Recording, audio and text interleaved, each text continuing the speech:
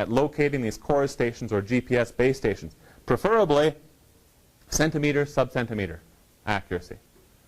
Okay, and a lot of times they will set up kinematic surveys, long-term analyses of that site. And over time, a lot of times a couple of weeks, maybe a month at the longest, you will have a fantastically accurate location for your base station. Now we know where this is. And as long as we're working fairly close to that base station, some cases even 100, maybe 200 miles from it, that's not too bad. If we're off by 2 meters out in the field, okay, well, we won't know that, right? But if we're off out in the field and it happens to be 2 meters, how do we determine that? Well, this base station over here, and we really know where this thing was, or where it is, suddenly, during that same time when you were out collecting, it was experiencing 2 meters of error. Maybe it's 2 meters entirely in the north-south direction, entirely to the north, whatever. So that delta there, that difference between its known location and its location at a certain time period, date and time later on, can be applied more or less wholesale to what you were experiencing when you were collecting data out in the field. That's the differential correction. But what if you weren't experiencing the same atmospheric anomalies where you were compared to what was happening in the column of air right above the GPS base station? Well, that's when we start applying what's called multi-base, or as Trimble has branded it, H-star technology and the delta phase processing. So what we do there is we set up a constellation of base stations, 5, 6, 7, whatever we want, with a good geometry surrounding where we're going to be working. Okay? And then when we do our post-processing, the H-star software, the Trimble software, pulls in all of the base station data, processes it for the best estimate of atmospheric error for where you were, and then applies that to your positions. By doing that, when we were doing single-based post-processing, we were getting sub-meter accuracy, but usually darn close to a meter. Okay? When we went to the H-star technology, we reduced it to 95% of our points, typically being about 6 inches, 8 inches. So from about, let's say, 1 meter to 0.15, 0.2 meters. That's fantastic. That's really good. Why do we need this sort of accuracy? When would we need this sort of accuracy? What do you think? Is it, hey, we just want it? Because you've got to invest in it. When, as GISers, when would we need this level of accuracy?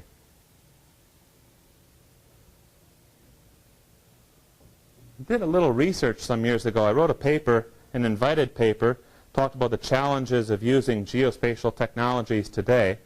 And what we're seeing, and we're going to talk about here in a little bit, is on the remote sensing image analysis side, we're seeing better and better and better resolution imagery, higher resolution imagery. On the GPS side, positioning side, we're seeing better and better accuracies. And the reason why this is happening on the GPS side is related to what's happening on the image side. Because if we want to get good information out of our imagery, we have to make sure that the data that we're collecting in the field falls inside the correct and representative pixel in that imagery. So that was my hypothesis. Wrote this paper years ago, published in Rangeland Ecology and Management, REM. Then I did an experiment on it, the famous blue tarp experiment, as I called it, and it had a fancy title for publication. Remote sensing of the environment. Published it. And what we found was using QuickBird satellite imagery. QuickBird has a spatial resolution of about 8 feet by 8 feet. That's the pixel size. Okay? That we could improve classification accuracy from about 50% user's accuracy to literally 100% just by putting the pixel in the right location. Because out of the box, if you want to call it that, the imagery is rectified pretty darn well, but not exact. And we set up these elaborate ground control platforms over at the O'Neill study area that allowed us to re-rectify that imagery, remove that error that was in it, and when we ran the exact same classification, we went from about 50% accuracy to 100% in the location of finding blue tarps. That's what it was. It was kind of a field experiment. So that's why we need that sort of accuracy. That's why we need the 6-inch. Because, as a rule of thumb, if you're going to be using QuickBird imagery, or maybe some aerial imagery that's even higher resolution, maybe a foot or so, maybe a couple feet spatial resolution, you need to make sure that your points fall inside the right and correct representative pixel. The rule of thumb, then, is you need the accuracy that's 1/2 the size of the pixel. Okay? Kind of go with that as a rule of thumb to greatly increase the likelihood that you can do that. You'd be able to achieve putting the correct point inside the correct pixel. Okay? Good rule of thumb.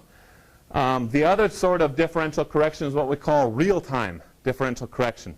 You're in the field, and you are working with a rover, right? No, not the one with the fuzziness and wagging his tail. It's a GPS that we call the rover. And somewhere close by, really close by, not this 200-mile stuff anymore, really close by, you have another GPS receiver that looks very similar to rover, except it's called our base station.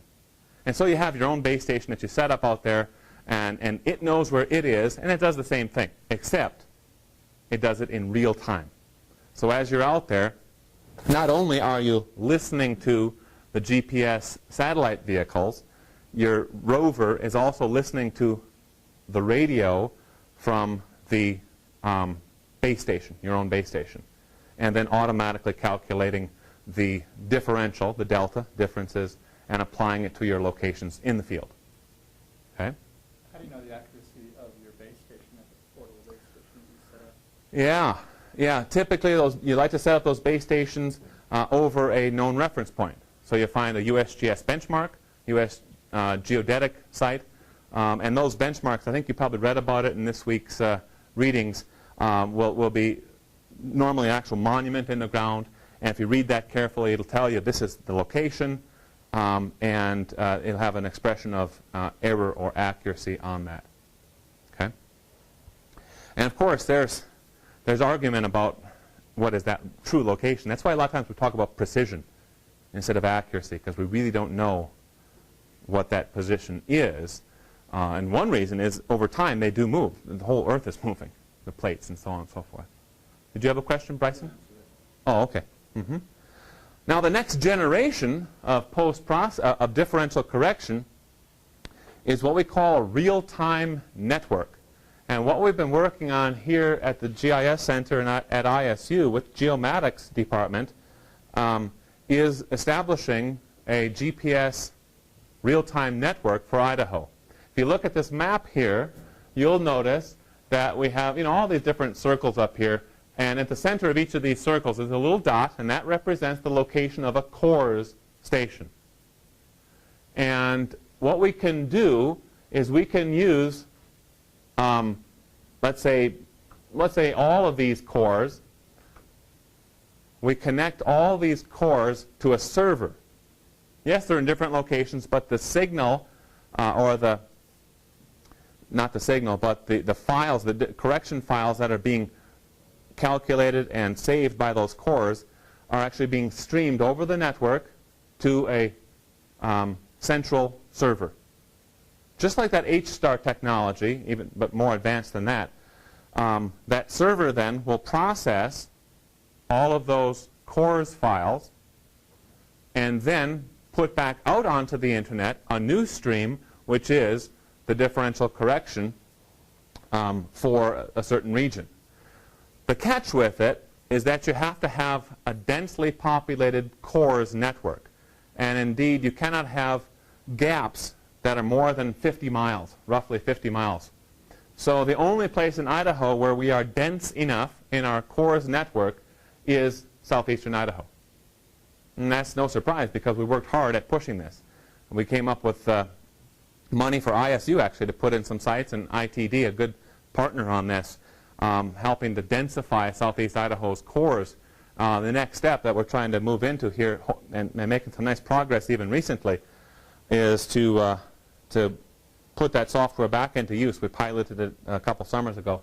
Put it into use. So then a person with a rover GPS receiver of any sort and a cell card, the ability for that GPS receiver to get onto the internet.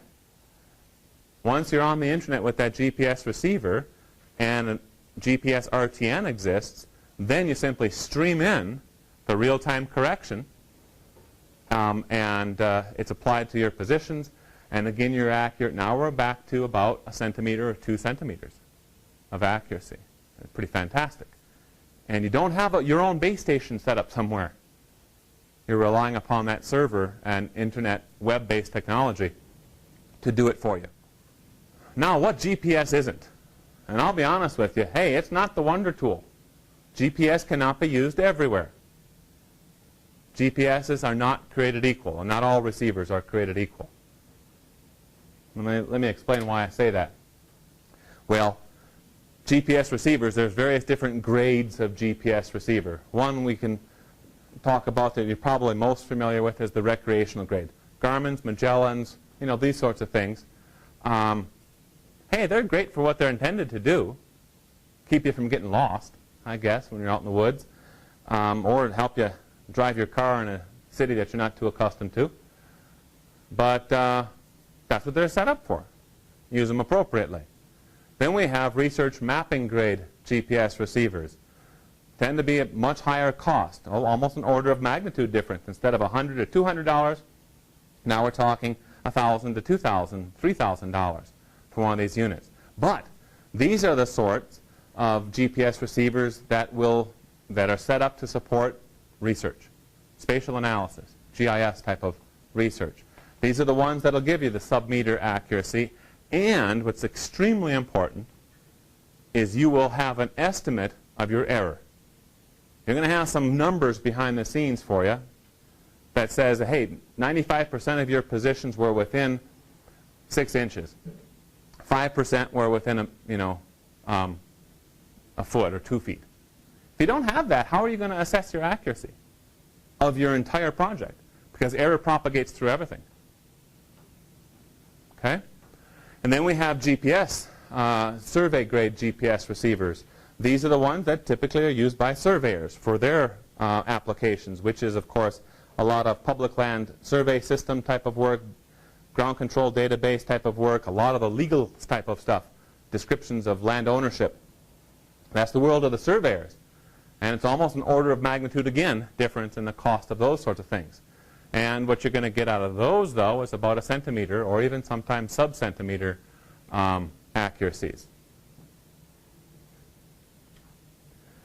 GPS for research typically need to achieve plus or minus 1 meter horizontal positional accuracy. Sometimes better accuracy is required, such as the example I gave you a little while ago with very high resolution imagery. You need to be able to determine and report your level of accuracy. And for those reasons right there, recreational GPS just isn't sufficient. Can't cut it. Questions so far?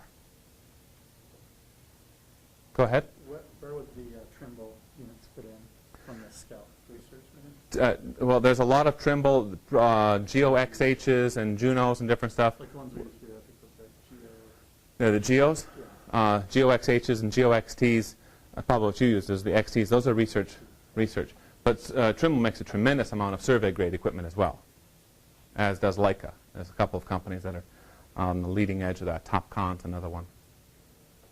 Any other questions? Okay. Let's talk about the current GPS status and